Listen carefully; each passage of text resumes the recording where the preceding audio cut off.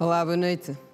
Girassol Jornal, bem-vindos. Começamos no Ambo, onde foi divulgada hoje a sentença do grupo de cidadãos que se dedicava a assaltos e outros crimes nos arredores da cidade.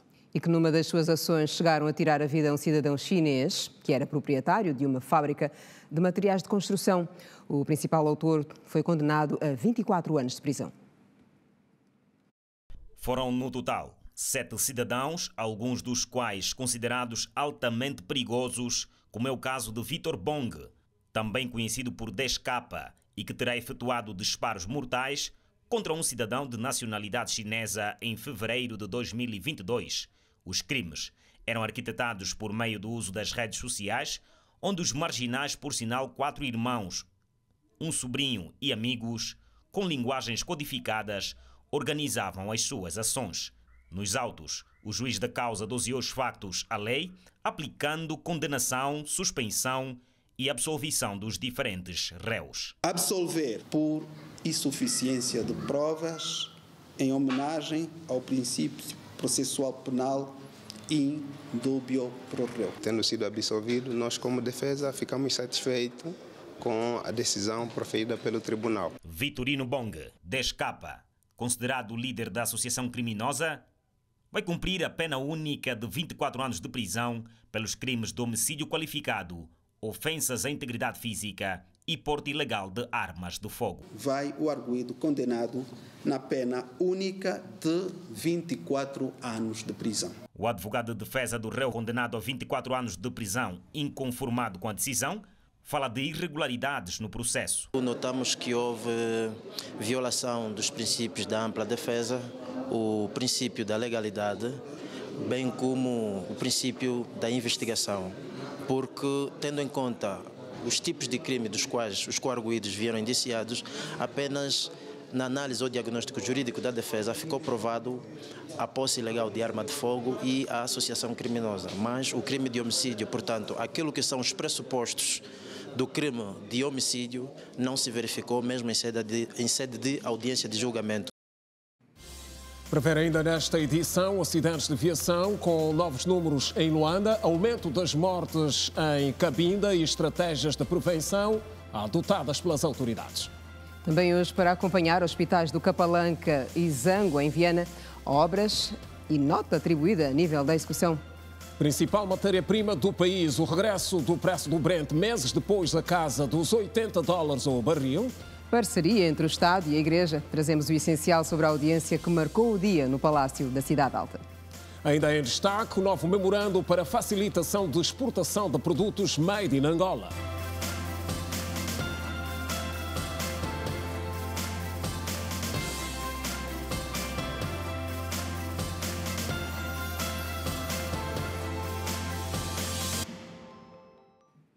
Avançamos com a informação e, na sequência, com mais um motivo triste causado por acidente de aviação.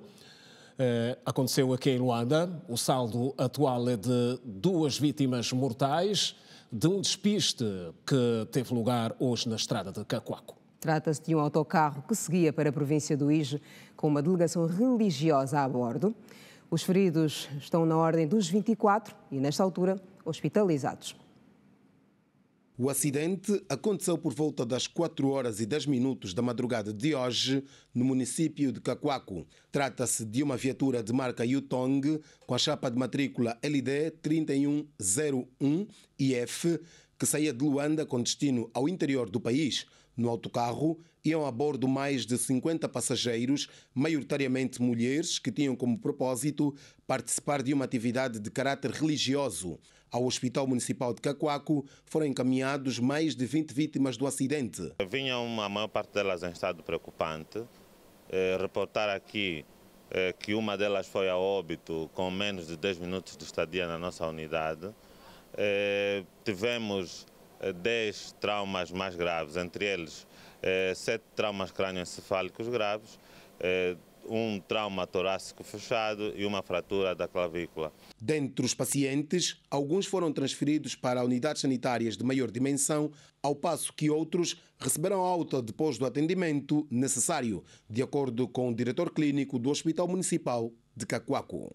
Esses doentes foram transferidos para as unidades de referência, que são o Hospital do Prenda e o Hospital Josina Machel. Os outros 16 casos foram tratados aqui mesmo e tiveram alta em estado melhorado com terapêutica ao domicílio e seguimento em consulta externa. O sistema de saúde é escalonado, né? Nós somos uma unidade de cuidados primários e esses foram referenciados para unidades de cuidados terciários, onde há especialidades que nós cá não temos. Ao contrário de outras situações, neste caso, a principal causa foi o cansaço apresentado pelo automobilista, o que originou o sinistro.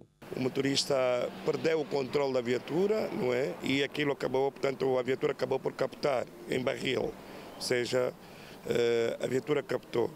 Deste captamento faleceu uma senhora, a vítima de 62 anos de idade, e 27 outras ficaram feridas, algumas gravemente e outras nem por isso. Deste incidente resultou a morte de uma cidadã de 62 anos de idade.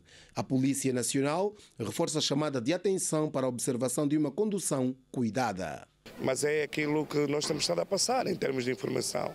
É importante que as pessoas tenham consciência que na intervenção dos três fatores que são extremamente importantes para a compreensão do processo na estrada, que é o veículo, o homem e a via, quando um deles não assume perfeitamente o seu papel, acaba por criar arrombos.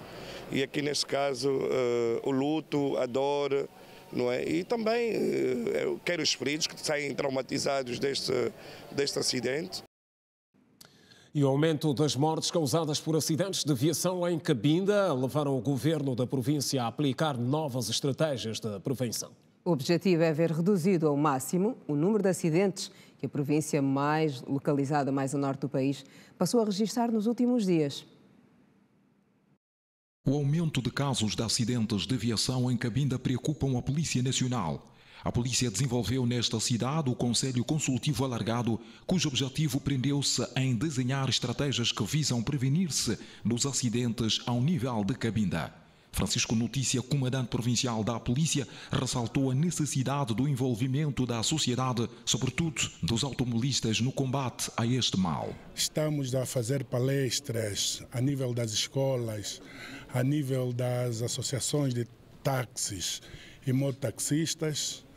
O governo também, ao nosso nível, está a orientar no sentido de melhorar algumas medidas a nível do nosso posicionamento nas estradas a nível de Cabinda e também a questão da prevenção rodoviária. Segundo as estatísticas das autoridades, acidentes de viação constam entre as principais causas de morte ao nível da província. Para se mitigar a situação, é necessário envolver a sociedade e também os automobilistas. Para a nossa província, no ano 2022, nós temos o registro de 513 acidentes de viação, portanto, com cerca de 530 feridos e, infelizmente, com um registro de 66 mortos e danos materiais bastante avultados. O excesso de velocidade associado ao excesso de bebida alcoólica, temos também um registro de mau estado técnico das viaturas e algumas vezes até associado também à degradação de algumas vias e automaticamente à fraca iluminação pública. A governadora provincial de Cabinda, Mara Quiosa, disse que é possível diminuir a sinistralidade rodoviária na medida em que todos os autores sociais tenham a consciência do estrago que esta situação tem estado a provocar no seio das famílias. Nossa polícia já tem em carteira também, e isso deveremos ter já nos próximos meses, continuar a criar seminários, palestras, portanto continuar a trabalhar na divulgação daquilo que é o nosso Código de Estradas, no sentido de continuar a refrescar os nossos automobilistas para as boas práticas na estrada. E seguimos com o caso de alegada burla que aconteceu aqui em Luanda e que envolve uma agência de viagens. Terá enganado cerca de 200 cidadãos com falsos bilhetes de viagem. Os valores rondam os vários milhões de kwanzas. Depois de verificarem que não podiam sair de Luanda e terem contatado a referida agência para resolver a questão há 2 dias, centenas de cidadãos regressaram na manhã desta quinta-feira no Aeroporto Internacional 4 de Fevereiro, onde está localizada a instalação da Palmeira Viagens, para manifestarem o seu descontentamento. Graciete Lufungo, residente no Brasil, no dia da viagem, não conseguiu embarcar. Antes de eu cá entrar, fui aí na TAG. Fui lá saber os preços dos bilhetes e realmente estavam muito caros, estavam 1.400.000. Então eles sugeriram-me que eu viesse aqui na Palmeira Viagem, dentro mesmo do aeroporto internacional. E fiz o pagamento dos 2 bilhetes, o meu e para minha filha, a 1.900.000 kwanzas. Nós postos cá, fomos aí, demos conta na hora do check-in que os nossos bilhetes não estavam no sistema. Primeira coisa dizendo, essa é a segunda vez que me acontece esse problema, mas a segunda vez que essa foi de uma forma gravíssima. Dona Henriqueta apercebeu-se da situação a partir do noticiário de uma estação televisiva nacional. Informaram que os bilhetes eram...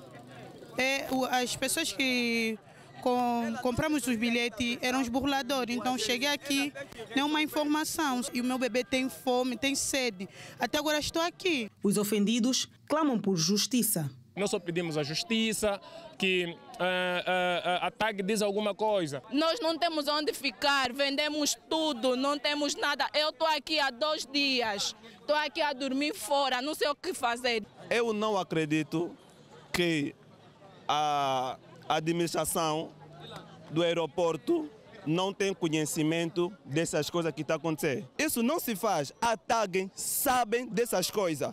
As linhas aéreas de Angola, TAG, emitiram um comunicado oficial esclarecendo que um dos critérios para o embarque de passageiros detentores de visto de turismo é possuir o bilhete de ida e regresso ao país em que residem. A TAG diz não ter relação direta com a agência em causa e isenta-se de qualquer responsabilidade. Por sua vez, a responsável da agência de viagem Palmeira explica o sucedido que está a criar transtornos para os clientes e não só. Cheguei a esse colapso devido a uma situação que vivi com a TAG há 1 mês atrás, que a TAG acusava-me de fazer parte de uma quadrilha criminosa que vendia bilhetes só de ida para São Paulo, Havana.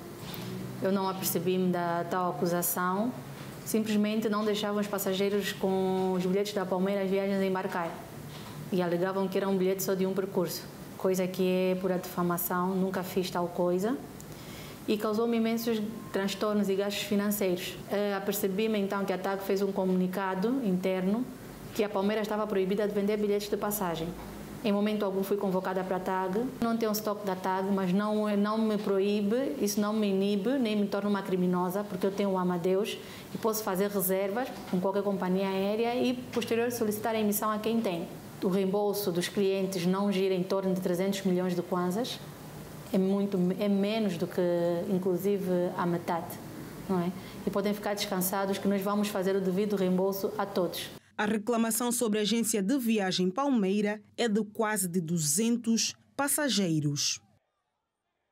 Agora, obras e projetos sociais que podem contribuir para a melhoria da qualidade de vida de famílias e também proporcionar uma melhor imagem às zonas específicas do município de Viana.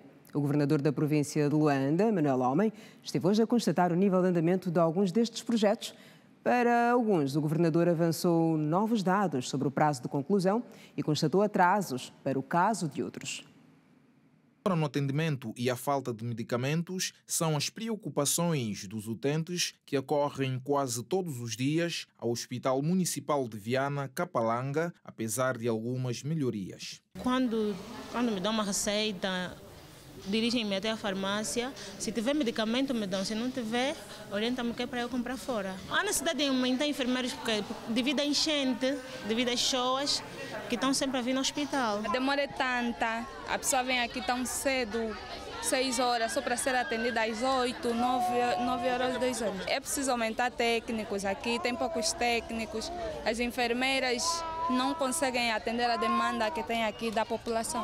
E hoje, numa visita às obras de melhorias nas 10 áreas do hospital, feita pelo governador provincial de Luanda, a diretora do hospital falou das áreas que foram melhoradas e das dificuldades que o hospital ainda enfrenta. Desde a entrada até o internamento.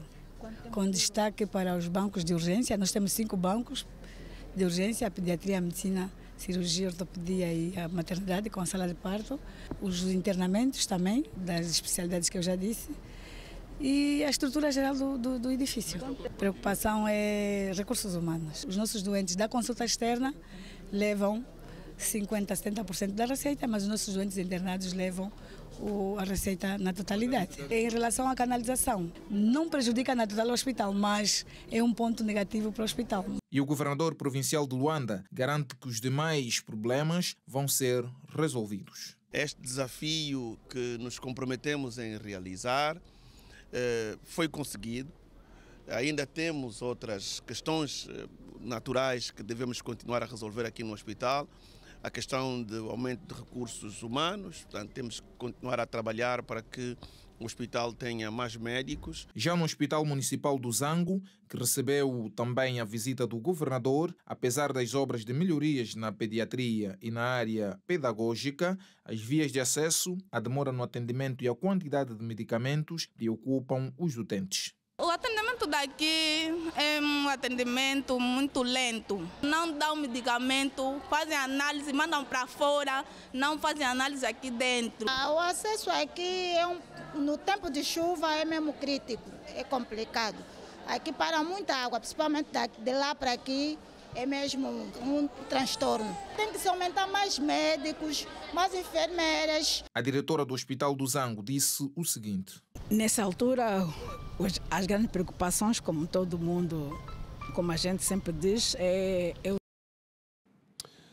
E agora o desporto, rapidamente. Afrocan em destaque. Desafio do dia. A Angola acaba de enfrentar o Ruanda no jogo referente aos quartos de final da competição que Luanda acolhe desde o dia 8 deste mês. As emoções vão-nos ser passadas agora pelo António Matamba, que está na Arena do Quilamba. Matamba, boa noite. Já sabemos que Angola perdeu diante do Ruanda e está de fora da competição.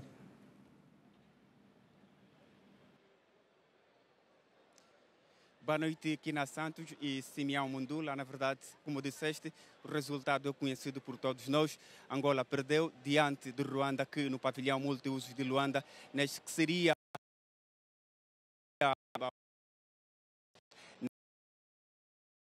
nas meias finais. Com este resultado negativo de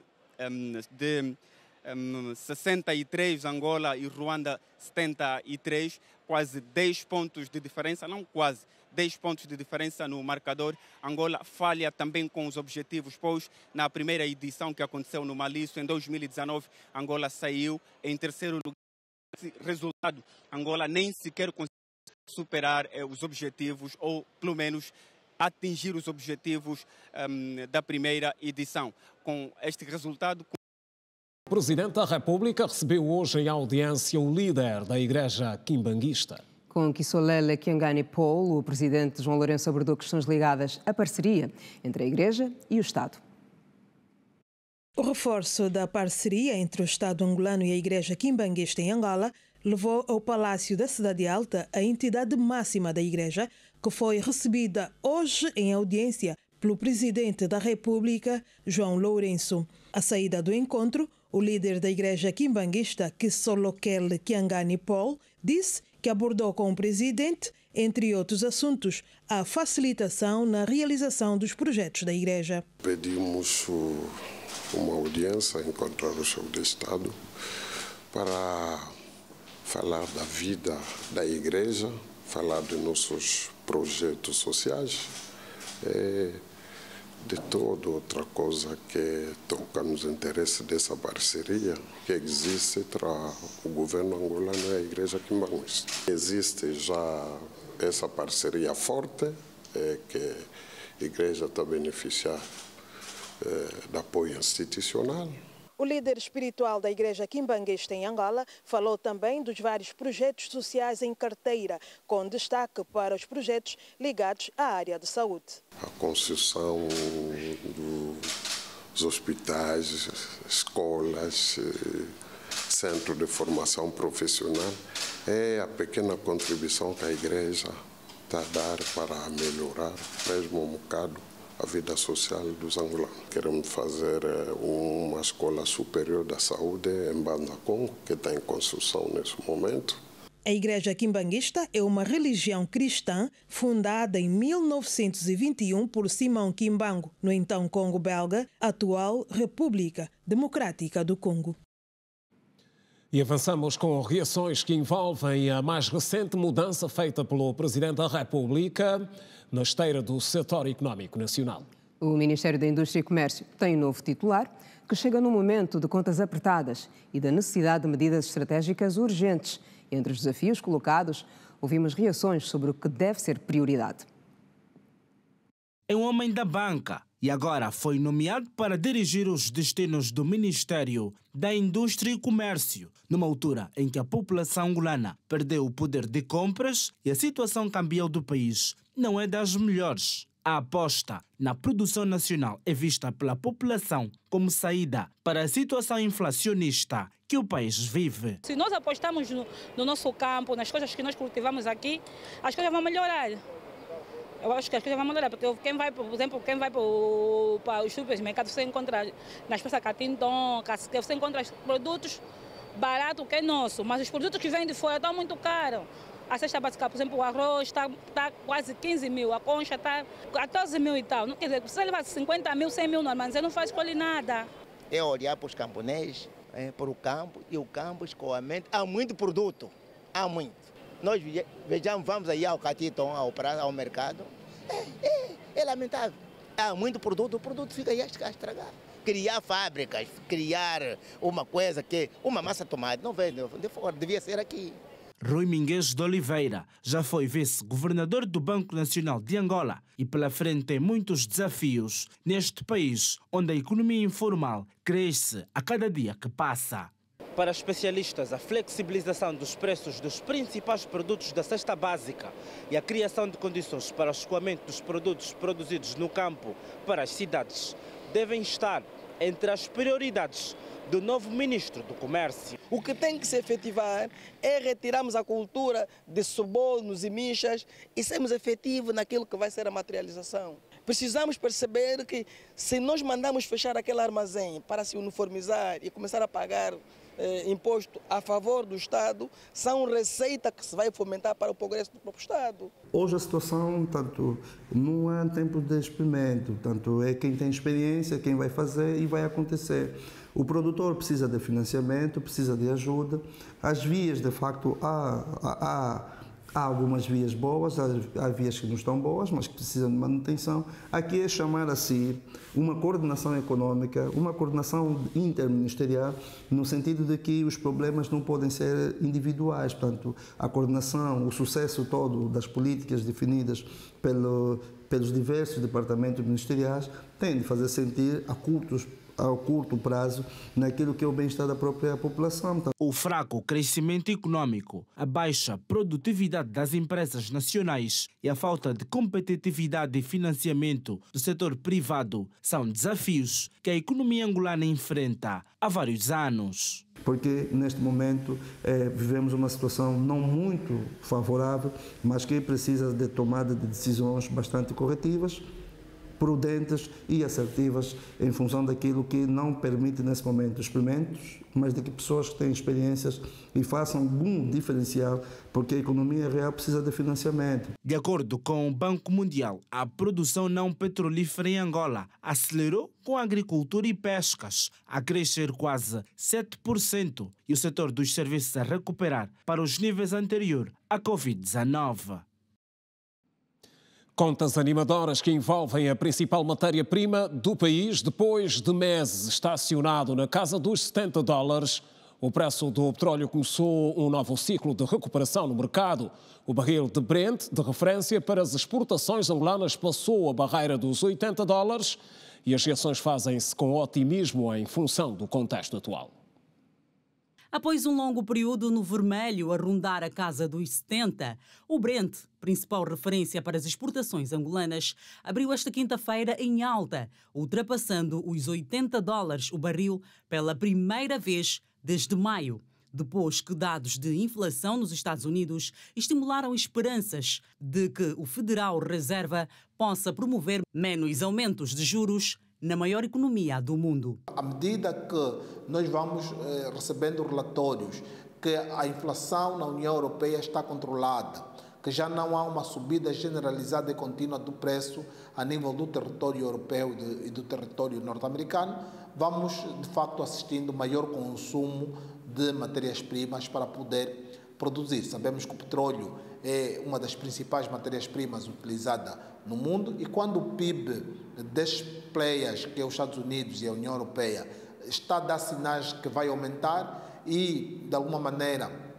a oferta de petróleo não se movimenta, não temos relato que a OPEP decide aumentar a produção e nem os Estados Unidos decide colocar o petróleo do xisto no mercado, o que vamos assistir é uma procura maior que a oferta e isto provoca logo o aumento do preço do barril de petróleo no mercado internacional. O petróleo subiu 2% após o declínio de 4,8% da semana passada.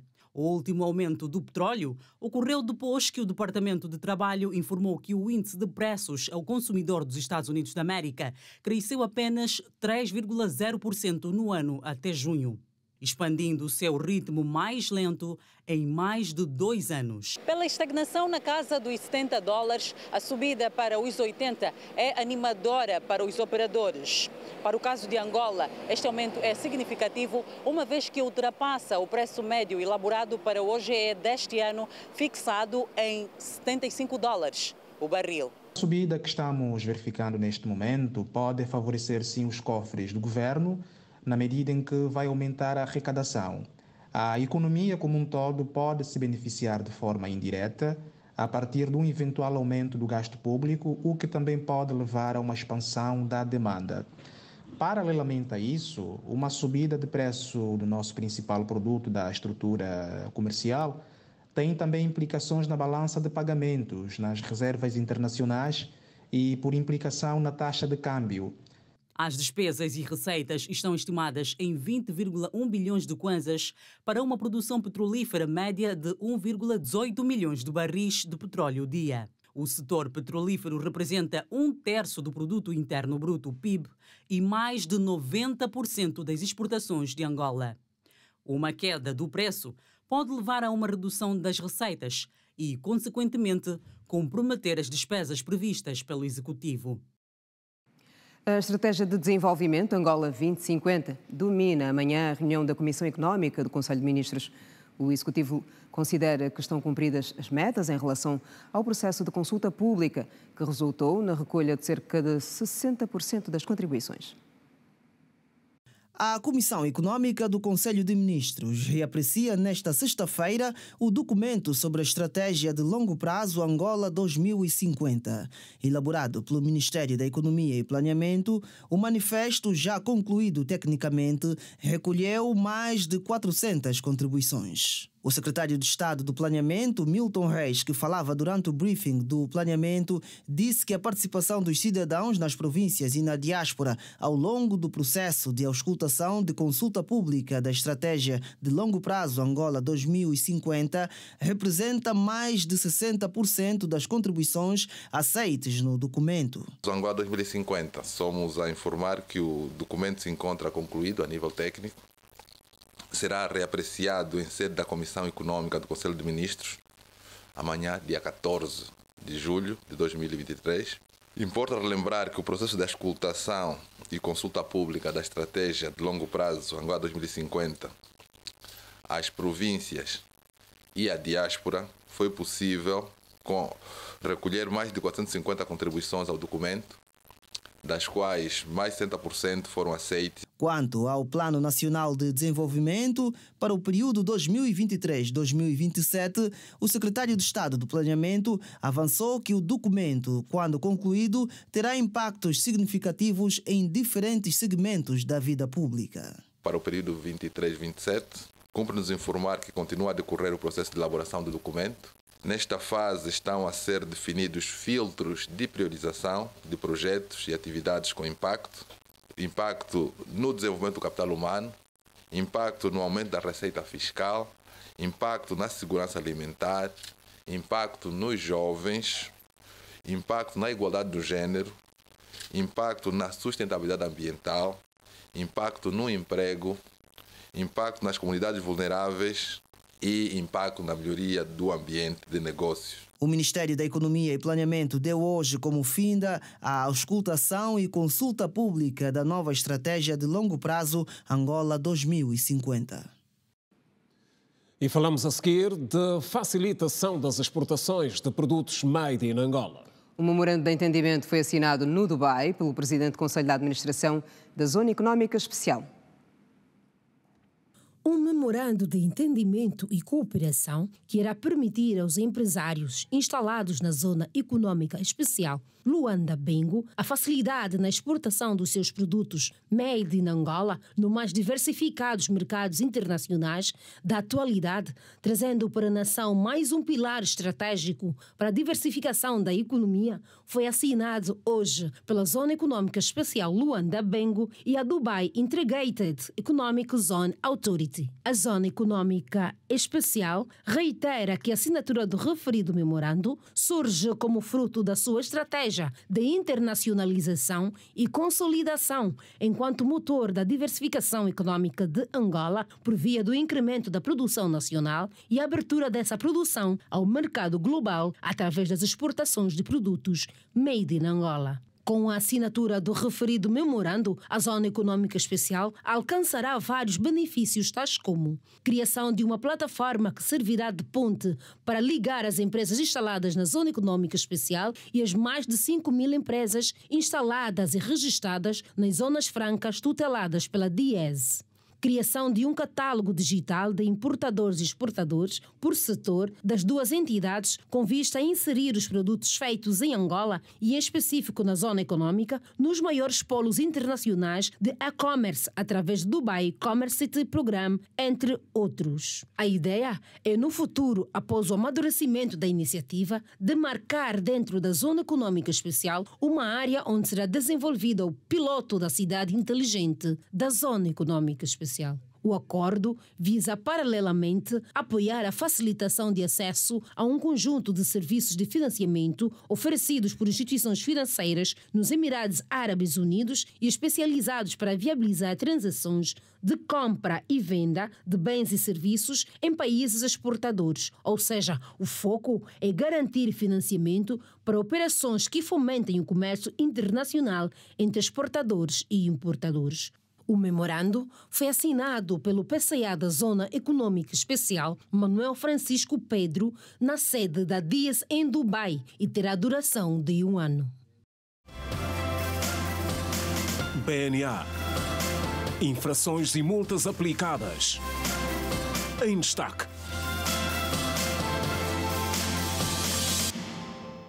Sete mortos e mais de 300 pessoas detidas em protestos no Quênia. Acompanhe o resumo da atualidade internacional a seguir, com o desenvolvimento deste e de outros assuntos com Edna Firmino. A Edna já está aqui. Boa noite, Edna. Olá, Quina Santos. Boa noite. Boa noite, Simão Mundula. Boa noite. Boa noite a todos. Durante as manifestações antigovernamentais que aconteceram esta quarta-feira no Quênia, 7 pessoas foram mortas a tiro pela polícia e mais de 300 foram detidas, incluindo um parlamentar, de acordo com um novo relatório. As pessoas que direta ou indiretamente planejaram os protestos serão acusados de vários crimes, afirmou o chefe da polícia local, Kituri Kindike. Outras notas internacionais já a seguir. O Egito acionou um mecanismo ministerial para se comunicar com as partes em conflito no Sudão na tentativa de encontrar uma solução enquanto o país entra no seu 3º mês de conflito, disse o presidente da República Árabe do Egito, Abdel Fattah al-Sisi, nesta quinta-feira, durante uma reunião regional no Cairo. O mecanismo, a ser realizado a nível dos ministros das Relações Exteriores dos países vizinhos do Sudão, terá a sua primeira reunião no Chad. Esta reunião terá terá como objetivo a criação de um plano executivo que inclua soluções práticas para acabar com os combates e alcançar uma resolução completa para a crise sudanesa através da comunicação direta com diferentes partes no Sudão, em coordenação com outros mecanismos existentes, incluindo a IGAD e a União Africana. As chuvas torrenciais das monções deixaram parte de Nova Delhi inundadas em meio a avisos de que haveria racionamento da água depois que o rio Yamuna transbordou.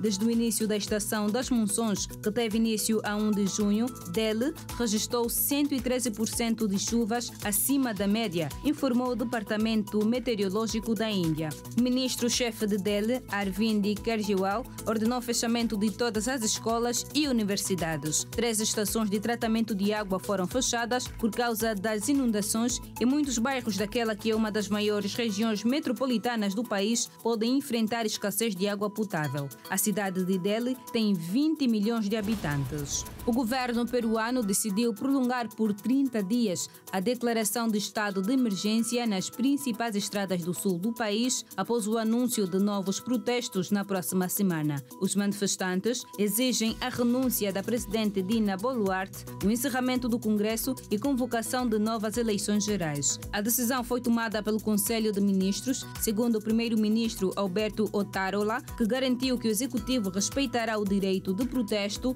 mas sublinhou que este não deve afetar as pessoas nem os bens públicos e privados. O presidente dos Estados Unidos da América, Joe Biden, conversou com líderes nórdicos no Palácio Presidencial da Finlândia nesta quinta-feira, em visita do mais novo membro da OTAN. Biden viajou para a Finlândia, que faz fronteira com a Rússia, para as negociações da OTAN desta semana em Vilnius, na Lituânia, para participar de uma cúpula Estados Unidos-Nórdica com os líderes da Finlândia, Suécia, Dinamarca, Islândia e Noruega. A decisão da Finlândia de ingressar à OTAN rompeu com 7 décadas de não alinhamento militar e praticamente dobrou a extensão da fronteira que a OTAN compartilha com a Rússia. Da atualidade internacional é tudo. Nós voltamos amanhã com mais informações. Kina Simeão, boa noite. Continuação de um ótimo jornal. Boa noite, Edna. Obrigada. Bom descanso. Obrigada. Estamos juntos, Edna. E no segundo trimestre deste ano, o Banco Nacional de Angola somou valores que passam os 500 mil euros com sanções. São multas aplicadas a empresas bancárias e não bancárias. Entre as principais infrações consta a prestação de informações falsas. 473,5 milhões de kwanzas é o valor global que o Banco Nacional de Angola, BNA, adquiriu por sancionar instituições financeiras bancárias e não bancárias por via das infrações, como prestação de falsas informações ao organismo de supervisão. Segundo o Banco Nacional de Angola, matérias do Fórum Comportamental Prudencial com maior registro e cambial centraram as infrações das referidas instituições entre 1 de abril e 30 de junho do corrente ano. Foram registradas igualmente neste período 31 infrações prudenciais a nível das instituições financeiras bancárias, como o incumprimento do dever de efetuar contribuições periódicas para o Fundo de Garantia de Depósito. Do total dos processos, 55 foram referentes às instituições financeiras bancárias, 29 às instituições financeiras não bancárias e os restantes processos avaliados neste período, 12 correspondem à contravenção. O Banco Central Angolano registrou também incumprimentos em matérias cambial relativos às operações de transferência em moeda estrangeira, do dever de reporte de operações cambiais executadas e transgressões cambiais, incumprimentos do dever de reporte do crédito desembolsado, de procedimentos sobre segurança cibernética, de normas sobre segurança corporativa e sobre normas de registro especial. Quanto às instituições financeiras não bancárias, o Banco Nacional de Angola registrou neste período incumprimento do dever de reporte de operações cambiais, das regras de prevenção ao branqueamento de capitais, do dever de reporte do relatório e contas e do reporte dos balancetes trimestrais. Mulheres debateram hoje sobre liderança aqui em Luanda. E foi durante um fórum organizado pela Igreja Adventista do Sétimo Dia e testemunhado pela vice-presidente do MPLA. A liderança é um dos assuntos atuais que, em vários contextos, promove o debate e, em alguns casos, chega mesmo a dividir opiniões. Desafios e soluções de liderança para o século XXI foi o tema apresentado no fórum promovido pela Igreja Adventista do Sétimo Dia. Desafios da liderança no século XXI é o líder ser mais voltado para as pessoas, ou seja, a liderança coletiva. Em vez de o líder buscar a servir a si mesmo, é importante que o líder procure servir as pessoas, desenvolver o potencial das pessoas e servir a comunidade como um todo. Então, liderança já passou a época do líder que serve a si mesmo e que se beneficia a si mesmo. Hoje, a missão do líder é beneficiar a comunidade, é beneficiar as pessoas e ajudar as pessoas a se desenvolverem e a desenvolver o seu potencial. Com mais de 200 participantes, o fórum juntou várias individualidades governamentais e profissionais de diferentes áreas ávidos pelo conhecimento. O tempo de ordem só está a terminar.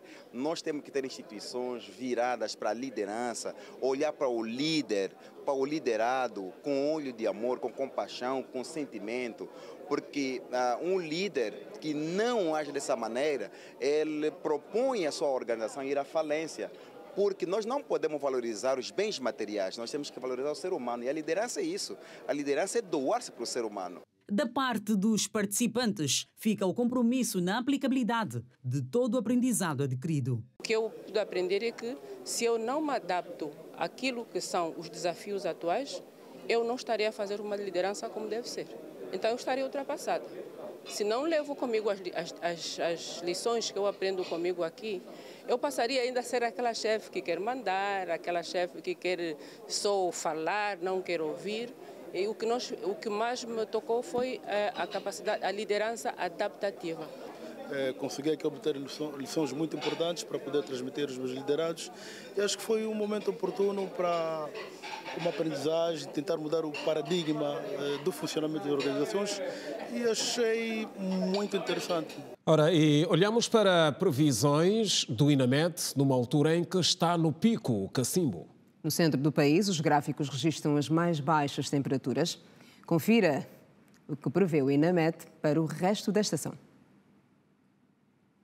No início da época de cacimbo, fase compreendida entre junho e agosto, o Instituto Nacional de Meteorologia e Geofísica, INAMET, previu as temperaturas médias mínimas mais baixas nas províncias do centro e sul do país, podendo chegar abaixo de 10 graus. Nas regiões norte e litoral, as temperaturas mais baixas estariam entre 12 e 20 graus neste trimestre, sendo esperada uma estação mais fria em comparação com o ano anterior. O INAMET adiantou que as temperaturas mínimas mais baixas se registrariam nas províncias do Bié, Huambo, Mochico, Huila, Cunene e Cuando-Cubango. Nas províncias do Namibe, Benguela, oeste do Kwanza Sul, Kwanza Norte, Uíge, norte de Malange, Lunda Norte e leste da Lunda Sul, os valores mais baixos estariam entre 12 e 15 graus e nas províncias de Luanda, Bengo, Zaire e Cabinda, as temperaturas mais baixas estariam a oscilar entre 16 e 20 graus. Nesta altura, e a confrontar com os dados ora avançados pelo INAMET, a região sul é a mais fria do país, com as temperaturas a variar de 7 a 20 graus centígrados, com particular realce para as cidades do Cuito, Lubango e Menongue, que aparecem como as mais frias. Segue-se então a região centro do país, onde as temperaturas variam de 9 a 20 graus centígrados, sendo o Huambo a cidade mais fria. Na região norte, o município do Uíge é o mais frio, com a temperatura mínima a rondar de 16 a 17 graus centígrados, e Luanda, a capital do país, tem registrado temperaturas que variam de 18, 19 e 20 graus de mínima. O posto de comando unificado está a beneficiar de obras de melhorias. Obras que vão contribuir para a ampliação dos serviços da instituição, que se resume no combate aos conflitos de invasão de terras. Os cidadãos na província de Luanda estão preocupados com o aumento de casos de conflitos ou invasão de terrenos. Nos últimos meses, em vários municípios de Luanda, muitos cidadãos perderam casas e ficaram ao relento, como é o caso de Viana e Cacoaco. É muito tempo a dormir na rua. Eu tinha 3 quartos de banho. Hoje, para fazer necessidade, tenho que ir no capim. Quando querem, o sítio vem negociar com a população. As coisas molhou. Olha a minha casa, o que ficou. Eu tranquei o ano para ajudar meu marido a construir. Agora nem Quando parte uma casa, ele vai demolindo e vai tapando. Vai tapando os escombros para não ter sinal e amanhã quando aparecessem as entidades superiores. Então, para dizer que aqui não tinha casa, aqui tinha prédios, até lá no comando provincial e no governo provincial constatamos que ele não tem um documento credível que nós temos. Essa é também uma realidade registrada nos municípios de Talatona e Coluibengo. Com a ordem da posta à ex-coordenadora do Coluibengo, que é a dona Humberta, mas o São General, o Capita, eles sempre tinham um exército dele do aeroporto para vir aqui destruir os bairros, as casas da população e para eles se apoderarem das terras. E vai essas chuvas desde que nos partiram, não nos deram nenhuma solução, se vamos ficar sempre aqui ou vamos dar um lugar para nós ficar. Não conseguimos fazer nada, nenhuma resposta não nos dão, mas sempre só vem ameaços. O Bamã Marta dividiu o camponês a parte dele, o Seneto a parte dele, a própria dona Marta também com a parte dele. Mas o Seneto não quer, está orgulhoso. Ele quer a parte que deram nos camponeses, quer também que vai nos associar com um grupo também do Imbondeiro, que também são camponeses, já foram acedidos muito tempo, no ano passado. E nós não estamos a entender nada. Então, se estamos dividindo o camponês no Imbondeiro, o camponês aqui no Quibabo. E a dona Marta, como dona do espaço, já dividiu para toda a parte. Como é que ele está a vir aqui nos invadir? E para melhor combate aos conflitos de terras a nível da província de Luanda, o posto do Comando Unificado localizado aqui no Zango 4, no município de Viana, que recebeu a visita do governador provincial, está a receber obras de requalificação para ampliação dos serviços. O posto de comando unificado é uma estrutura que está a ser desenvolvida para permitir um maior controle e acompanhamento dos temas relacionados com a invasão de terrenos na província de Luanda. Mais concretamente nos municípios de Cacoaco, Viana, Belas, Talatona e Coluibengo, que têm se manifestado como aqueles municípios onde os problemas relacionados com a ocupação ilegal de terras e os conflitos de terrenos são mais evidentes. E esta infraestrutura que está a ser aqui colocada à disposição da província de Luanda servirá para que os órgãos do Ministério Público, os órgãos da polícia e da administração local possam, juntos, no mesmo espaço, dar resposta às várias inquietações que os cidadãos têm tido. O posto do Comando Unificado para a Resolução de Conflitos de Terras vai acolher funcionários da Procuradoria-Geral da República, Serviço de Investigação Criminal, Inspeção-Geral da Administração do Estado e das administrações de Viana, Talatona e Coluibengo, Belas e Cacoaco. E termina aqui a edição de quinta-feira do Girassol Jornal. Obrigada pela companhia de sempre. Continuação de uma excelente noite. Regressaremos amanhã, à mesma hora. Passe bem, boa noite. Boa noite.